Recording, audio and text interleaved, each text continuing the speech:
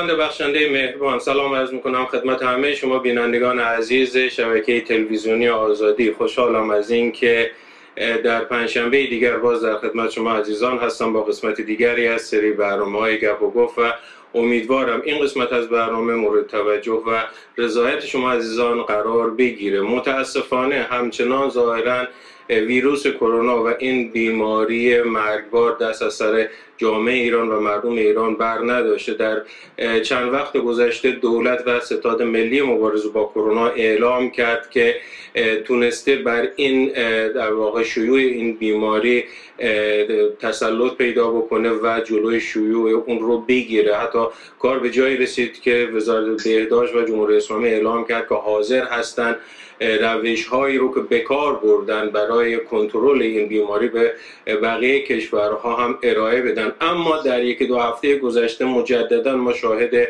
افزایش آمار کرونا و افزایش آمار مبتلایان به این ویروس و خب به تبع اون افزایش جانباختگان در سطح کشور بودیم. در 2 روز گذشته تعداد جانباختگان تا مرز 200 نفر رسید و این در واقع هشدار بسیار بسیار جدی هست، چون ما در حال حاضر ظاهراً جزو 5 کشوری هستیم که بیشترین تعداد تلفات رو به واسطه کرونا داریم. در چند وقت گذشته آقای نمکی وزیر بهداشت صحبتی پیرامونشون مطرح شد مبنی بر اینکه استعفا دادن. دیروز خبری منتشر شد مبنی بر اینکه ایشون اعلام کردن به دلیل معترض بودن به برخی از سیاست‌ها و عدم تخصیص بودجه 1 میلیارد یورویی که قرار بود به بحث کرونا و امر به بهداشت و درمان تخصیص داده بشه، تنها 30% از این بودجه به این سازمان تعلق گرفته و ایشون در اعتراض به این مسائل و مسائل دیگری که در یک مصاحبه اعلام کردن مدتی از رسانه‌ها فاصله گرفتن. علی‌الحال توصیه بسیاری از نهادهای بین‌المللی بر این هست که علاوه بر این که طبیعتاً دولت‌ها مؤثر هستند و نقش تعیین کننده‌ای در کنترل و کم کردن در واقع شیوع و خطر بیماری کرونا و ویروس کرونا دارند، اما از طرفی نباید مراقبت‌ها و رفتارهای اجتماعی رو هم ما ندیده بگیریم و حتما لازم هست شهروندان عزیز و هموطنان عزیز نسبت به رعایت کردن برخی از اصول و برخی از نکاتی که خب همواره در تلویزیون و در برخی از رسانه‌ها راجع به اونها صحبت میشه، استفاده کردن از ماسک، استفاده کردن از مواد شوینده، شستن دست‌ها استفاده بکنن تا انشالله زودتر شاهد این باشیم که این بیماری و این ویروس دست از سر کشور ما و مردم ما برداره. در این هفته در خدمت شما عزیزان هستیم با بررسی موضوعات دیگری به جز کرونا که خب در هفته‌های گذشته پیرامون اون صحبت شد، مسائلی که در هفته گذشته در رسانه‌ها و خبرگزاری‌ها راجع به اونها صحبت شد و ما امروز سعی می‌کنیم که بیشتر بپردازیم به این مسائل و ابعاد و وجوه متفاوتی از این مسائل رو خدمت شما عزیزان ارائه بدیم. در خدمت جناب آقای مجید عبدالرحیم پور هستیم، تحلیلگر سیاسی، و همچنین جناب آقای بهروز خلیق، عضو هیئت سیاسی اجرایی حزب چپ ایران فداییان خلق که قبول زحمت کردن امروز همراه من هستن در برنامه گپ و گفت. سلام عرض میکنم خدمت شما دو بزرگوار و بسیار سپاسگزارم از این که دعوت برنامه گپ و گفت رو پذیرفتیم. جناب آقای خلیق در خدمت شما هستیم. در ابتدا منم سلام میگم به شما و همچنین بینندگان تلویزیون شما. امیدوارم بحث و گفتگوی خوبی رو با هم داشته باشیم. سپاسگزارم جناب عبدالرحیم پور، سپاسگزارم از اینکه با من همراه هستیم در این برنامه. سلام عرض میکنم به شنوندگان، بینندگان هم سلام عرض میکنم، در خدمت هستم. سپاسگزارم. جناب خلیق اگه اجازه بدیم با شما شروع بکنیم. دیروز چند روز پیش بود ظاهرا که 14 تا از نهادهای حقوق بشری ایران در بیانیه نسبت به صدور حکم اعدام برای 3 نفر از معترضین آبان ماه اعتراض کردند. خب اعتراضات بسیار زیاد در سطح بین المللی انجام شد. عفو بین الملل، دولت آلمان و دولت آمریکا و بسیاری از دولت‌ها و نهادهای حقوق بشری نسبت به صدور این حکم اعتراض کردند. می‌خواستم نظر شما رو بپرسم در شرایطی که خب ما می‌بینیم وضعیت سیاسی و اجتماعی ایران بسیار ملتهب هست. جمهوری اسلامی با مشکلات بسیار زیادی دست و پنجه نرم میکنه. صدور چنین احکام در واقع خشن و غیر قابل پیش بینی رو شما نشان دهنده چی میدونید؟ به درستی شما رو این مسئله که چرا در شرایط کنونی که کشور با بحران‌های متعددی مواجه هست و مردم در فقر و فلاکت به سر میبرند و تأثیرات ویرانگری که بحران کرونا بر زندگی مردم گذاشته، چرا حکومت دست به چنین اقدامات سرکوبگرانه میزنه؟ به نظرم من برمیگرده به اینکه به تحلیل حکومت از وضعیت کنونه. حکومت به شدت نگران آن خیزشی که در دیماه 96 صورت گرفت و همینطور در آبان ماه که منجر به این شد که صدها تن در خیابان‌ها با شلیک مامورین حکومتی کشته بشن، این که دوباره جان بگیرد و مردم به خیابان‌ها بیان و علیه حکومت اعتراض بکنند. اینا بارها از زبان خود حکومتگران شنیده. به همین خاطر حکومت از یک سو وحشت داره از خیزش اعتراضی مردم، از سوی دیگه میخواهد فضای رعب و وحشت بیافریند تا مردم به خیابان نیایند و هزینه سنگینی یا بکنه که تا مردم با تجربه این هزینه سنگی دست به اعتراض نزنند.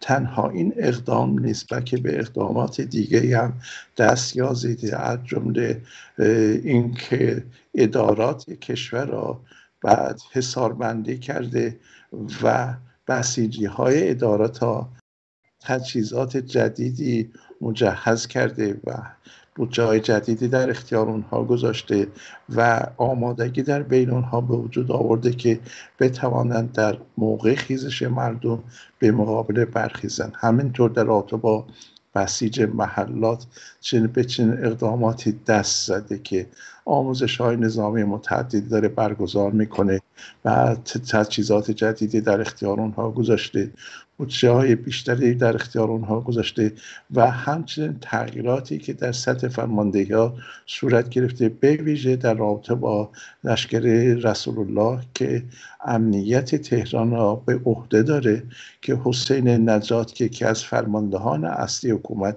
در رابطه با سرکوبگری هست که قبلا هم در سازمان اطلاعات سپاه به عنوان قائم مقام بود و در رأس این حکومت در فرماندهی این لشکر قرار داده و با این تدارکاتی که داره میبینه خود را میخواد آماده بکنه برای مقابله با خیزش اعتراضی مردم.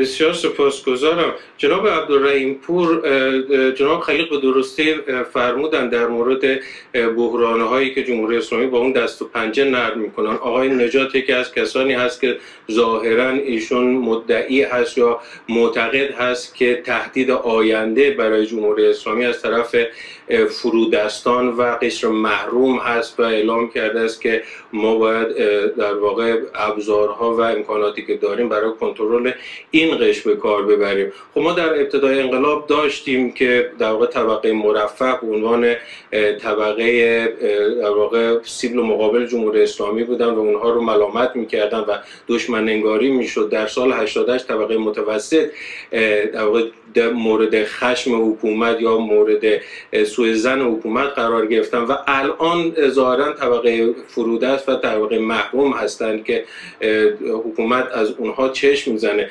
می‌خواستم ببینم با توجه به شرایطی که الان هست، وضعیت اقتصادی که خب ما رسما اعلام کردن بیش از 60% مردم، 58 تا 60% مردم زیر خط فقر هستن و این آمار احتمالاً افزایش پیدا خواهد کرد.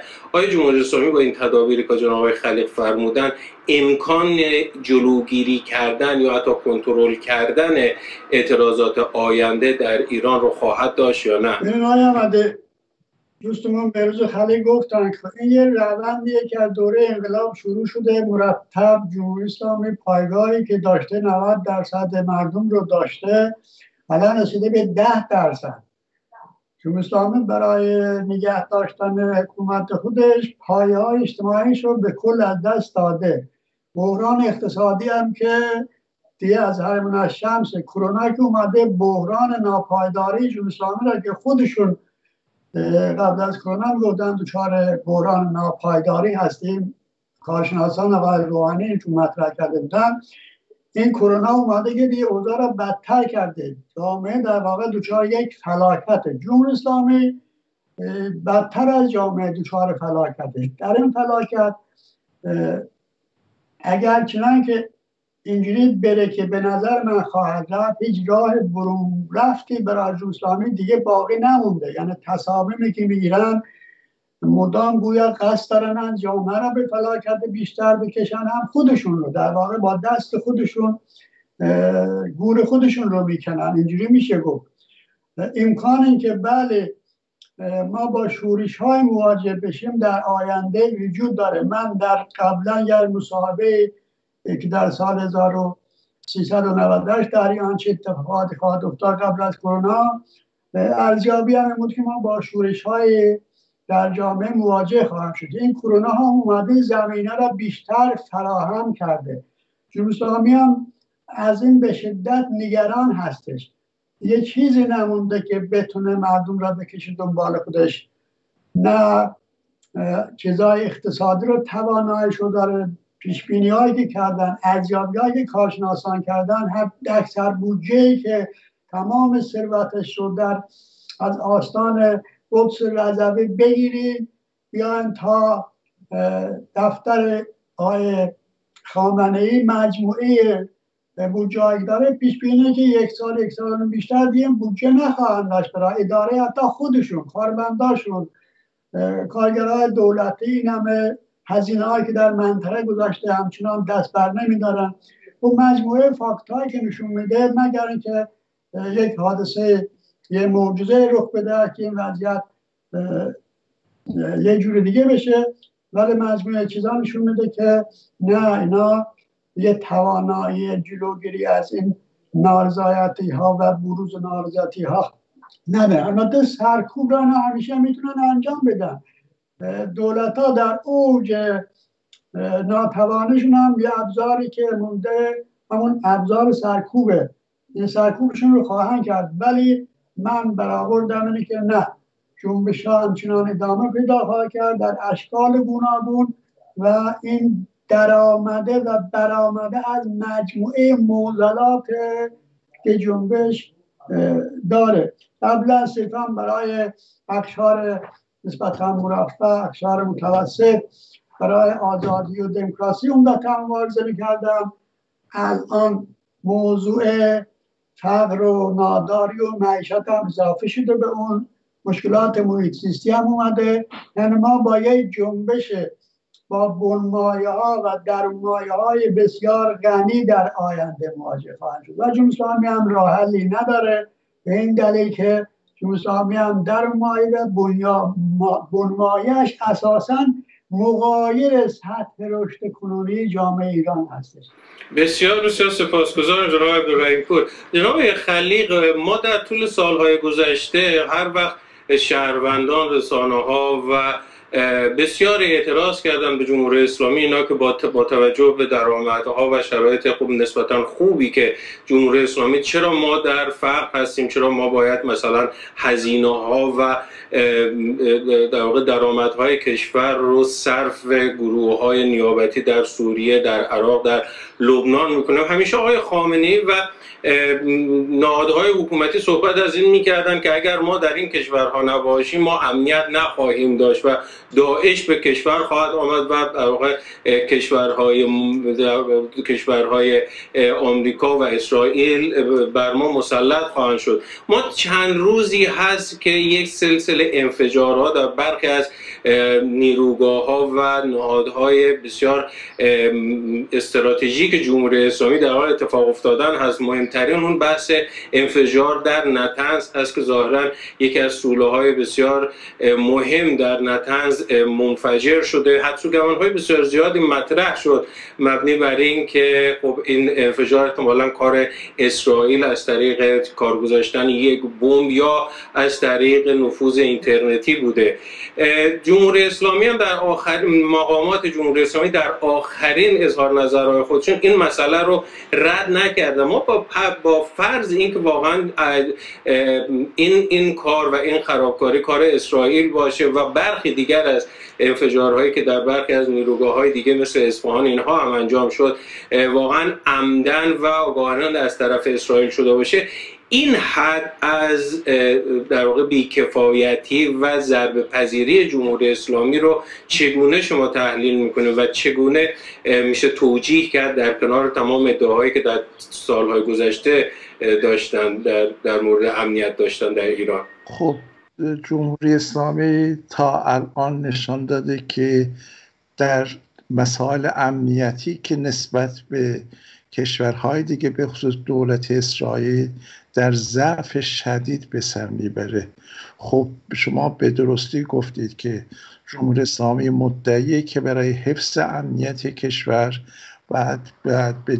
و اینکه حمله داعش و یا دولت‌های دیگر را بگیرد و در سوریه و در کشورهای دیگه نیرو اعزام کرده و بدین وسیله می‌خواهد حمله را در حقیقت در اون مناطقی که مناطق نفوذ به حساب می آید در اونجا پیش ببرد. ولی آنچه که ما مشاهدش هستیم درست قضیه برعکس شده. الان قضیه برگشته درست در مرزهای داخل کشور و نشون میده که چگونه جمهوری اسلامی آسیب پذیره. الان میبینیم که دولت اسرائیل بارها به عملیاتی دست زده که جمهوری اسلامی قادر نشده جلوی اونها رو بگیرد، از جمله اسنادی که برمیگشت به برنامه هسته‌ای ایران و از تهران دولت اسرائیل رو بوده، حجم عظیمی از اسناد و به اطلاعات وسیعی دسترسی پیدا کرده که از اون اطلاعات علیه جمهوری اسلامی در مجامع بین‌المللی از جمله در آژانس بین‌المللی در بهره میگیره. خب در این حال ما شاهدین هستیم که بارها عناصر نفوذی اسرائیل کشف شده و نشون میده که حتی در سازمان اطلاعات سپاه در دفتر رئیس دفتر اسرائیل در سازمان اطلاعات جاسوس اسرائیل بوده. و این نشون میده که خب جمهوری اسلامی تا چه حدی آسیب پذیر است.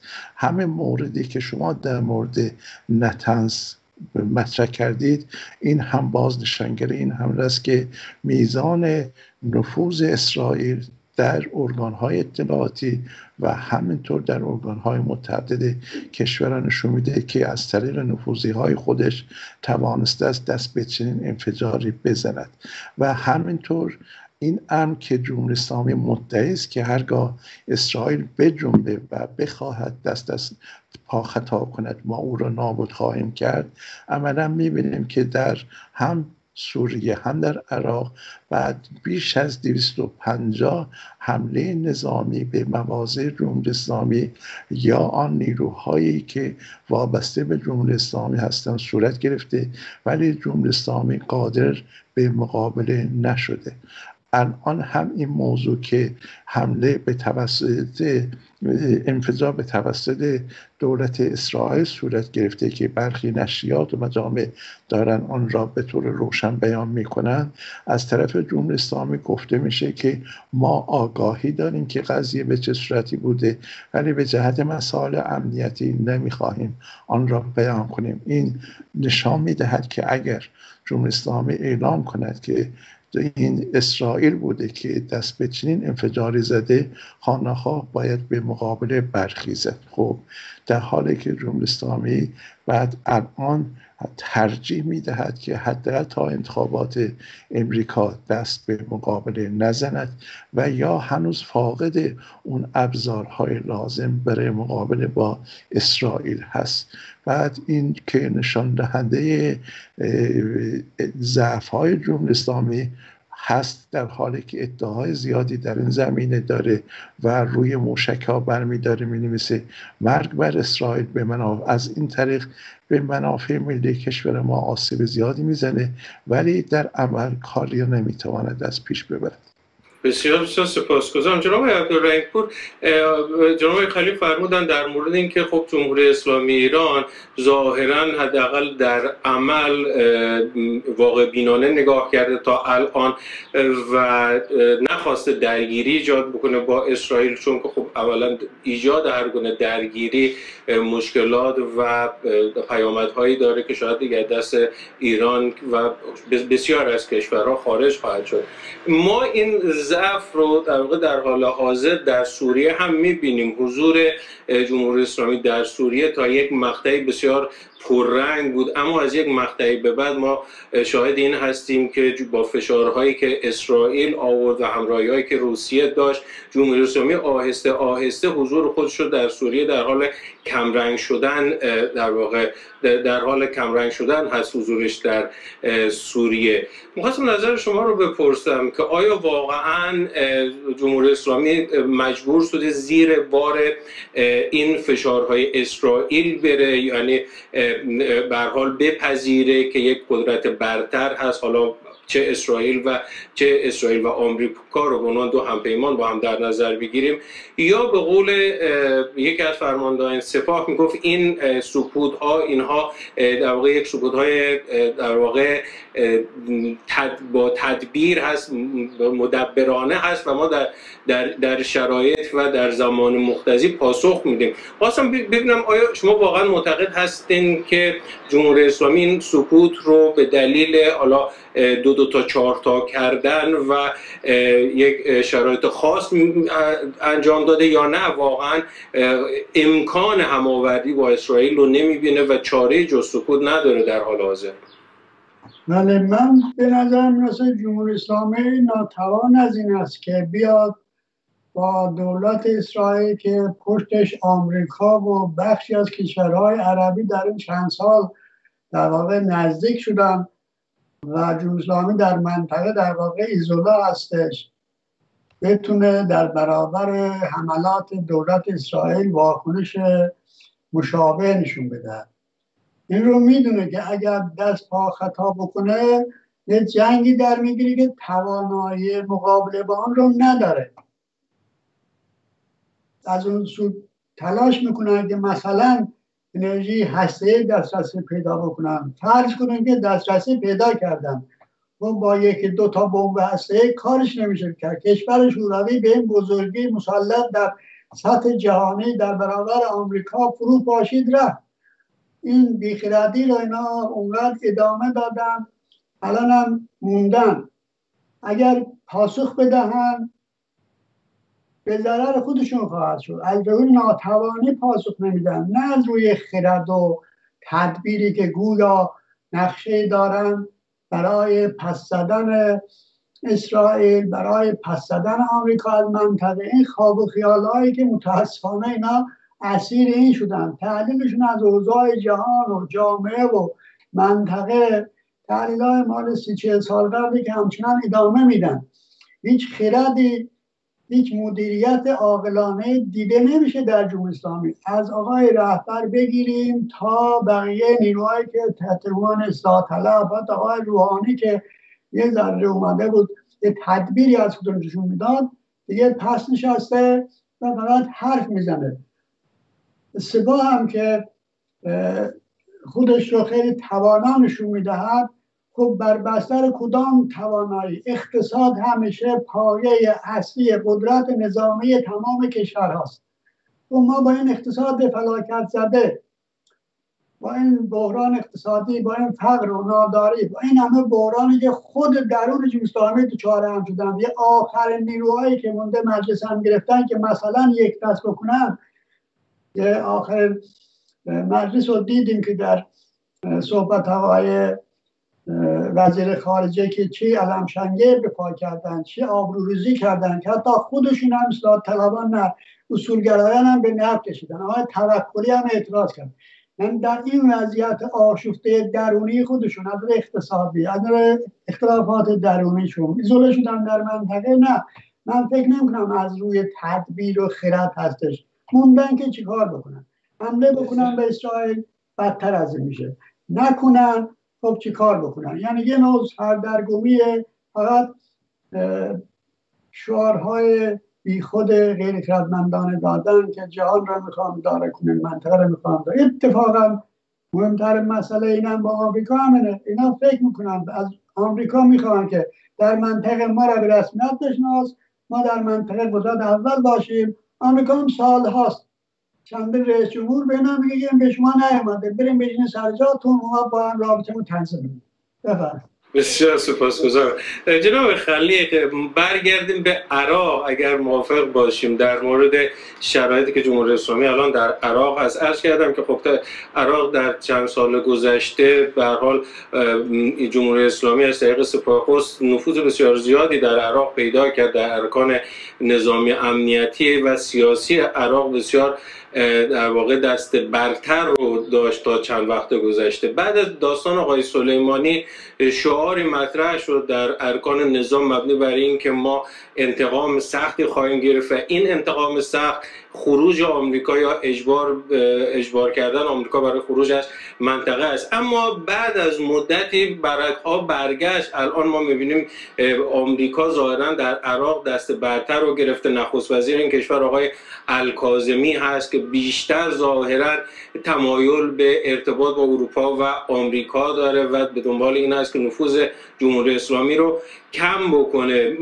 نظر شما رو می‌خواستم بپرسم، آیا واقعاً برخی معتقد هستند بعد از رفتن یا ترور آقای سلیمانی سپاه قدس دچار یک انفعال و در واقع سردرگمی شده و از این جهت هست که خب شرایط ایران در عراق رو به تضعیف هست؟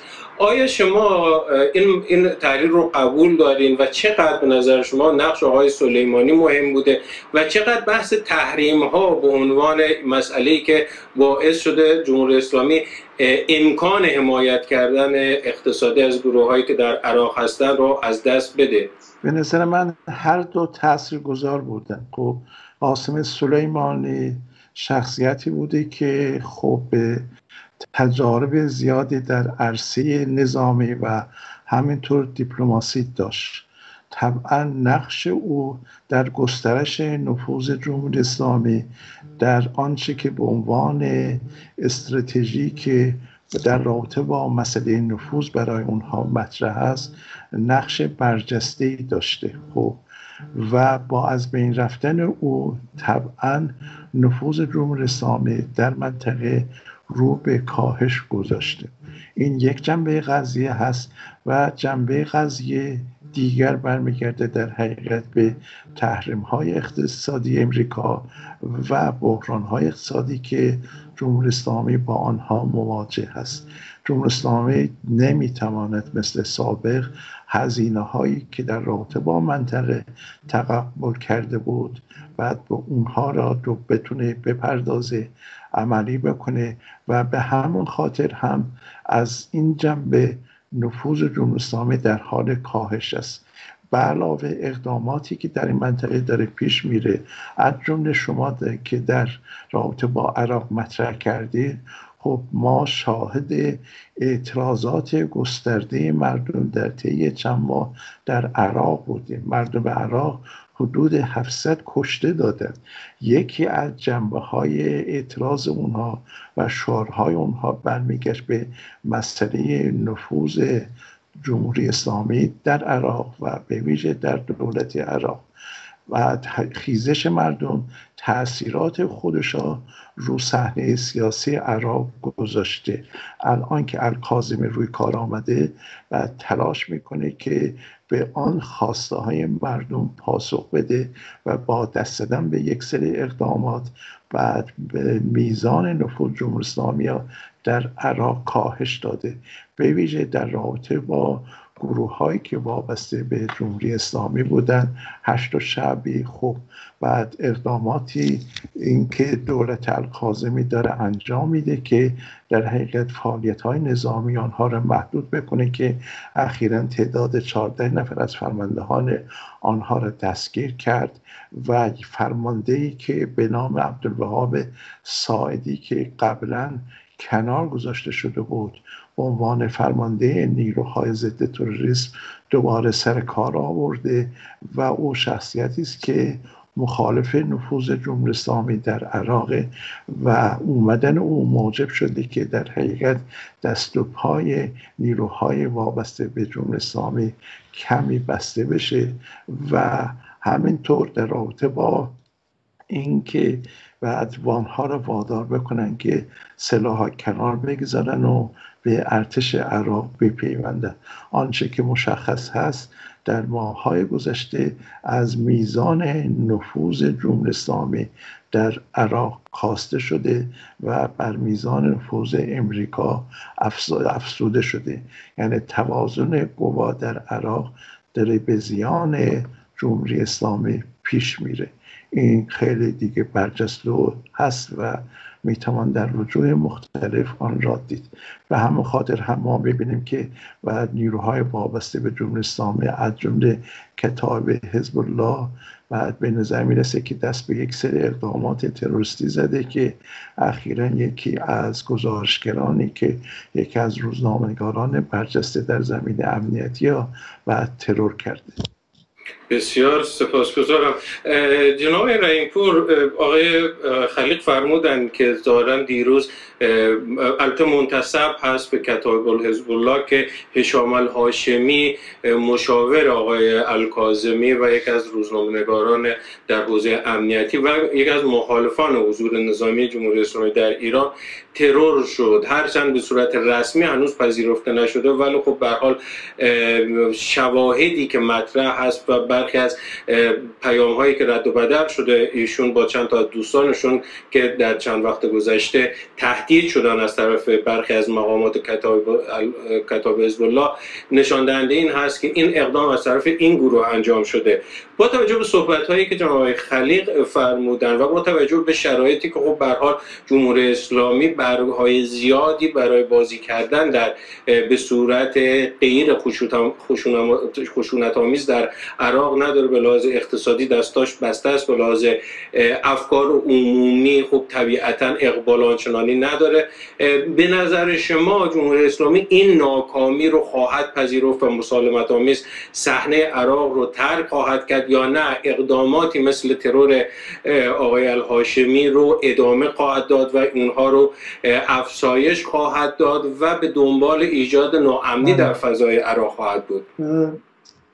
منطق و عقل حکم میکنه که این آروم آروم پاشو از منطقه اصلا بکشه بیرون، از نه تنها از عراق.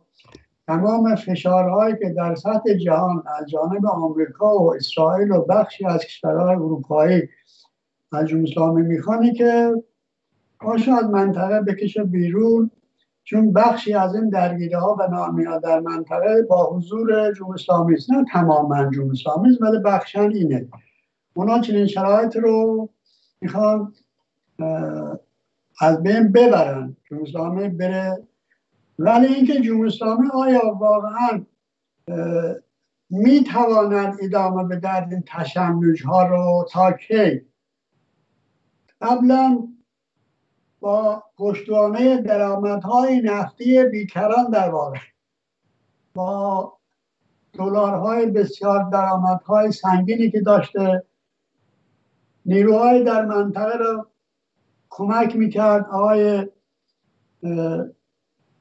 سلیمانی تنها باهوشیش و هوشمندیش و نظامی بودنش نبود، پولای کلانه که با خودش میبرد اونجا سربازگیری میکرد. در واقع صرفا هم شیعه بودنشون مطرح نبود، پول میدادن، سربازگیری میکردن، بودجه عظیمی گذاشته بودن اونجا تا این نفوذ رو پیدا کرده بودن. صرفا از طریق شیعه بودن نبود نفوذش، بلکه سرمایه‌گذاری‌ها در سوریه میکرد، در عراق میکرد، در جای دیگه میکرد.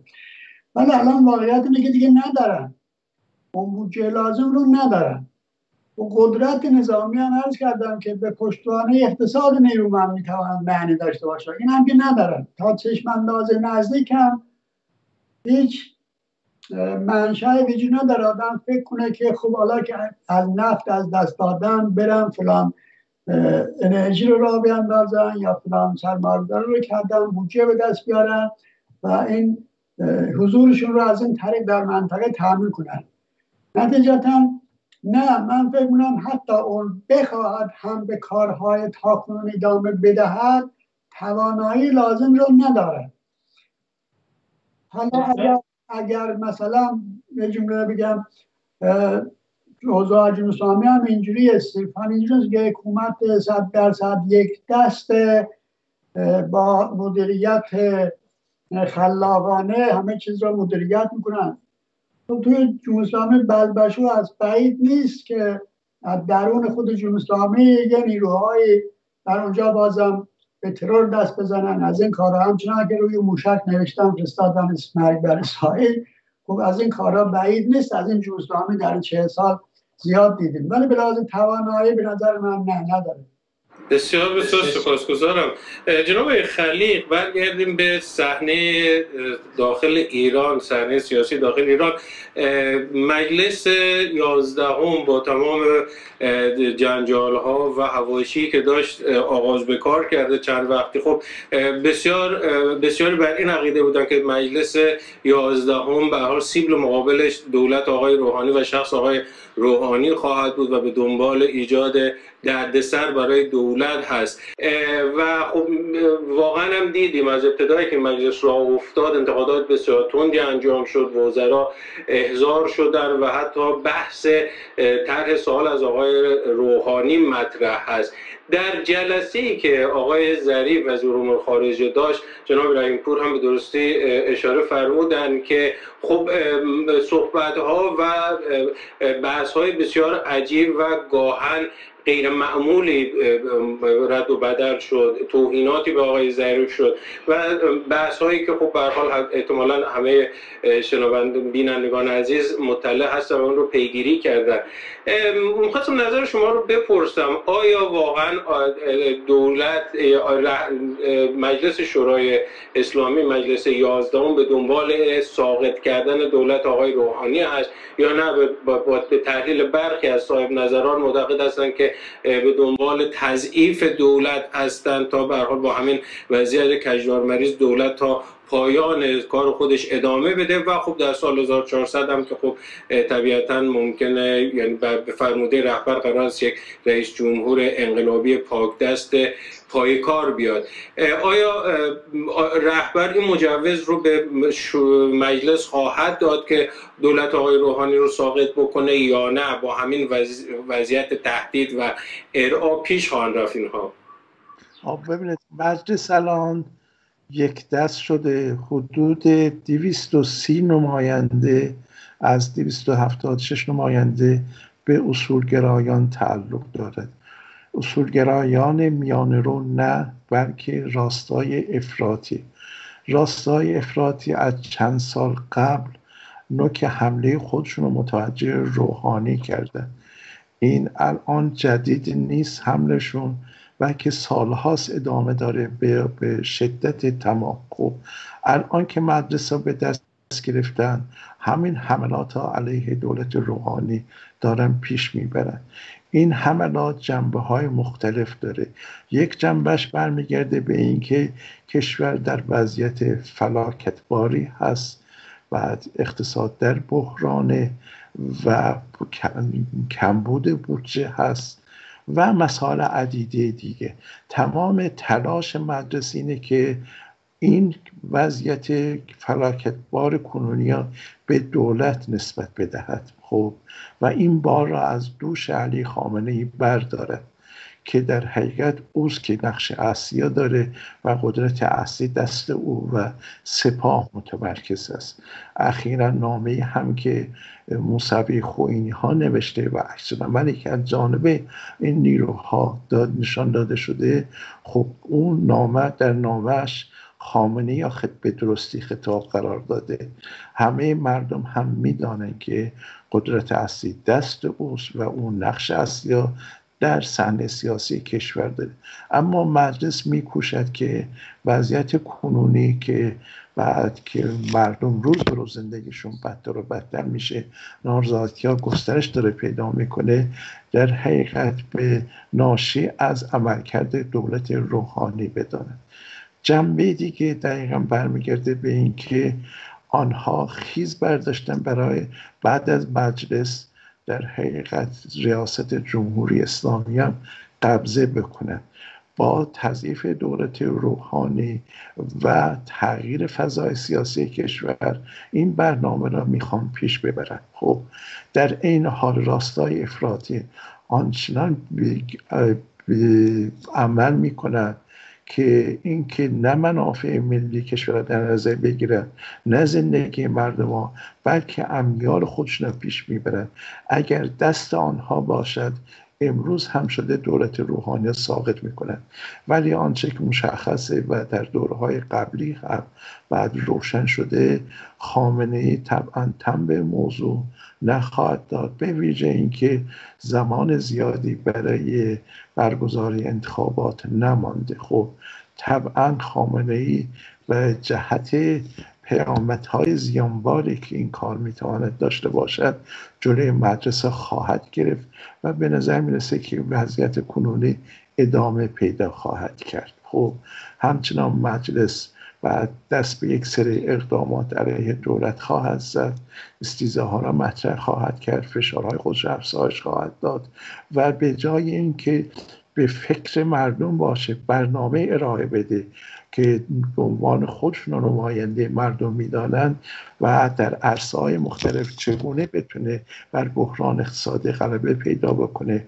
بر اینکه فلاکتی که مردم دچار هستند با یک سری برنامه‌ها بتواند آنها را کاهش بدهد، عملاً در جهت تأمین منافع جناح خودش حرکت میکنه. خب و همین خاطر به نظر من ما شاهد تداوم این نوع اقدامات خواهیم بود، ولی به دلایلی که گفتم به نظر نمیرسه که خامنه‌ای به اونها اجازه بده که بخوام با استیضاح دولت روحانی او را ساقط کنه. بسیار سپاسگزارم جناب عبدالرحیم پور.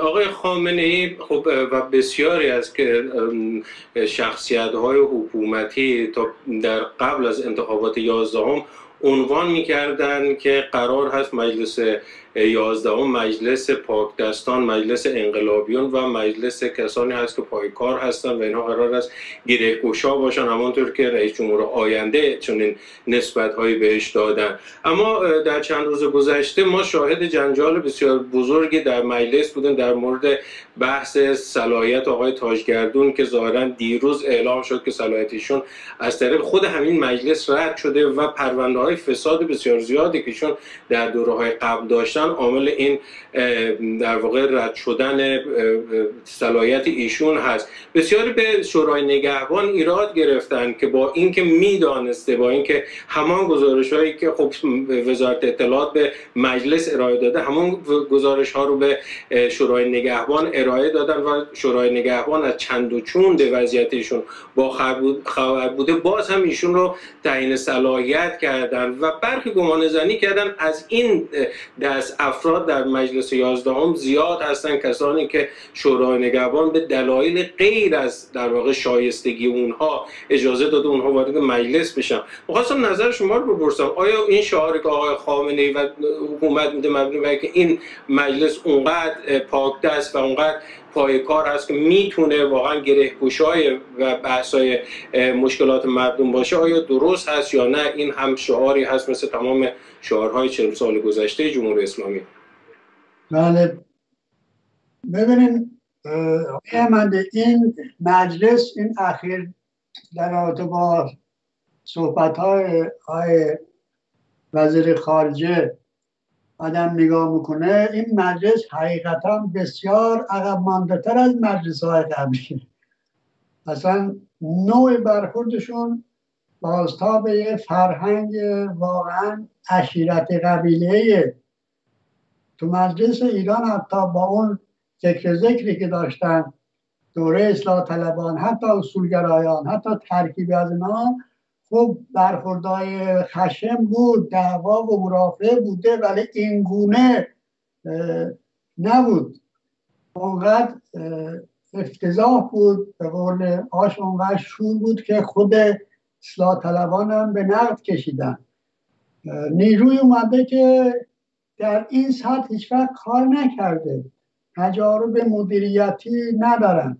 حداقل اون قبلی‌ها جاهای مختلف بودن، 2 پیرهن پاره کرده بودن در این زمین، حالا با فکرشون آدم مخالف باشه، ولی اینجوری نبوده.